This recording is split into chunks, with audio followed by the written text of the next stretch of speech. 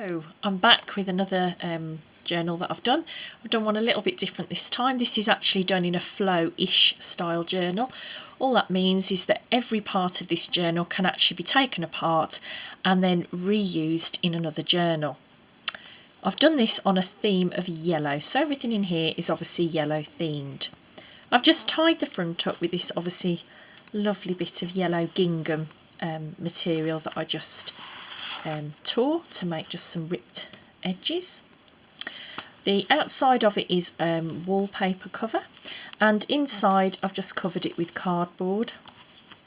I've obviously put a little tuck spot here, and there's just a little tag that I actually embossed this. I ran it through an embossing folder just for some added detail.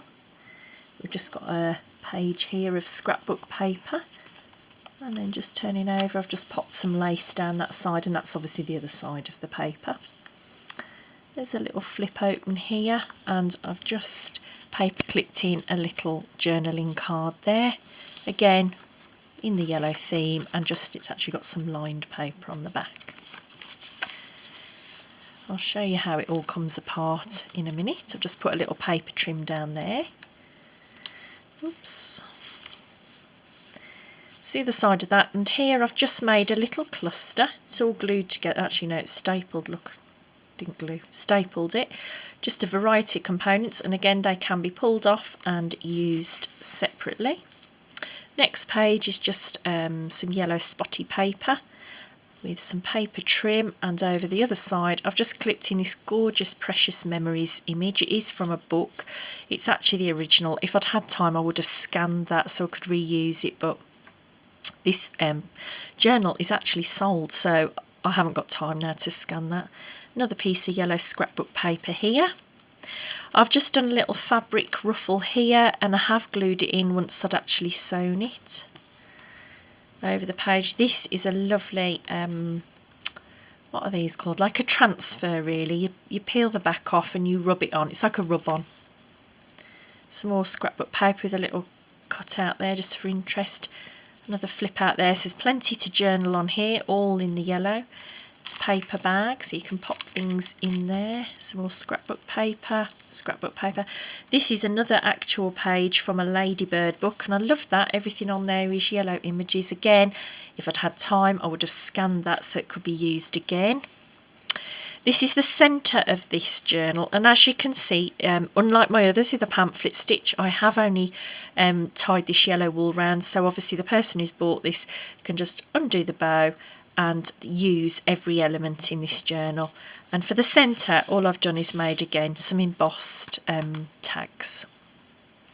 There's a second page from the Precious Memories book. As I'm looking at it now, I really wished I'd actually scanned this in, and I've just used masking tape to actually pop that in. But again, she'll be able to pop paper on the back and journal on that, or just use it as a flip and journal underneath there.